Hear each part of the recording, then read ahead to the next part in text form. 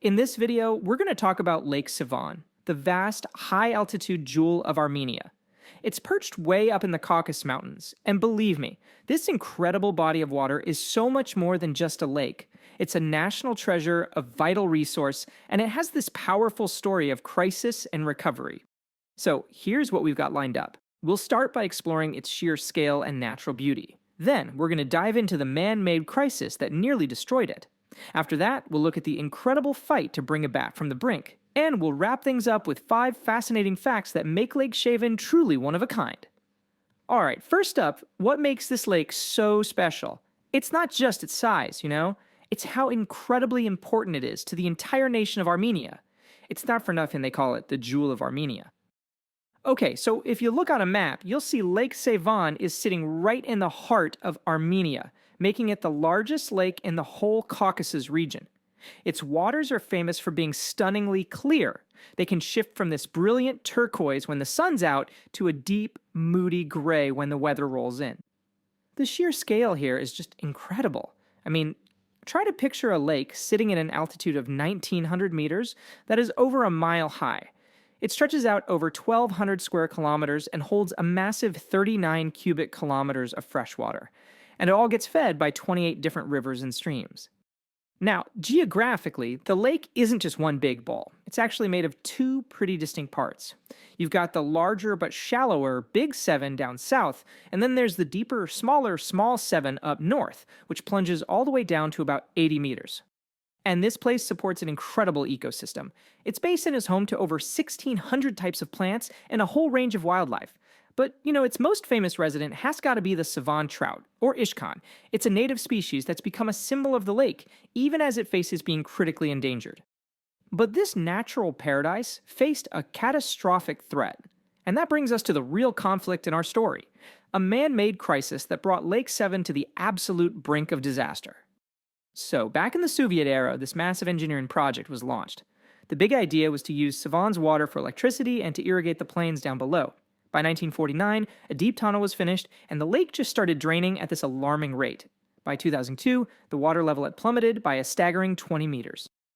To really put that into perspective for you, the lake lost over 40% of its total water volume. We're talking about a loss of almost 26 cubic kilometers of fresh water. Just a devastating blow to the entire ecosystem. And the consequences? They were absolutely catastrophic. Fish spawning grounds were destroyed, and 2 subspecies of that iconic Sevan trout, they vanished forever. The water quality just tanked, which led to these nasty algal blooms. And here's a really dramatic visual of the change. The ancient island monastery of Sevanavank wasn't an island anymore. It was now connected to the mainland. Just when it seemed like the lake might actually be lost for good, this massive effort began to save it. And this brings us to our third act, the incredible fight to engineer a comeback and restore Lake Sevan. Now, this was not a simple fix. It was a huge, multi-decade process. First, they built the Arpa Sevan Tunnel, a 49-kilometer-long channel to divert river water back into the lake. Then, in 2001, the law on Lake Sevan made protecting it a national priority. And finally, a second tunnel was finished in 2004, bringing in even more water to help stabilize the level. But the fight isn't over, not by a long shot. Today, the lake is facing a whole new set of threats. You've got pollution from nearby communities. That's still a big concern. Climate change is warming the water, creating the perfect conditions for those harmful algal blooms. And on top of that, you've got invasive species like crayfish and goldfish that are totally disrupting the ecosystem's delicate balance. So, now that we understand the lake's incredible journey from crisis to recovery, let's have some fun and dive into a few fascinating facts that make this place so unique. First up, where does all the water go? You might think it all flows out through the Hrazdan River, right? But nope, a massive 90% of the water that leaves the lake actually does it through evaporation.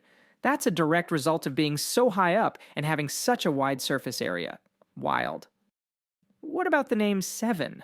Well, there are a lot of cool folk tales, but scholars think it comes from an ancient Urachian word from the 8th century BC. That word is sui anya, which pretty simply, and fittingly, just means lake. To really wrap your head around its scale within Armenia, think about this. The lake's basin, that's all the land that drains water into it, makes up a full 1/6 of the entire country. Its importance on a national level is just immense. For Armenians and tourists, Sevan is a super beloved destination. The historic Sevan monastery is a huge draw, of course, but so are the pebble beaches and all the opportunities for swimming, sailing, or just kicking back and enjoying that cool mountain air. But hey, if you're planning a swim, you gotta time it just right. Because it's so high up, the water is pretty chilly for most of the year. The official swimming season only lasts for 1 month, August. That's when the water finally warms up enough for a comfortable dip. And that leaves us with a final thought. Lake Sevan's story is one of survival.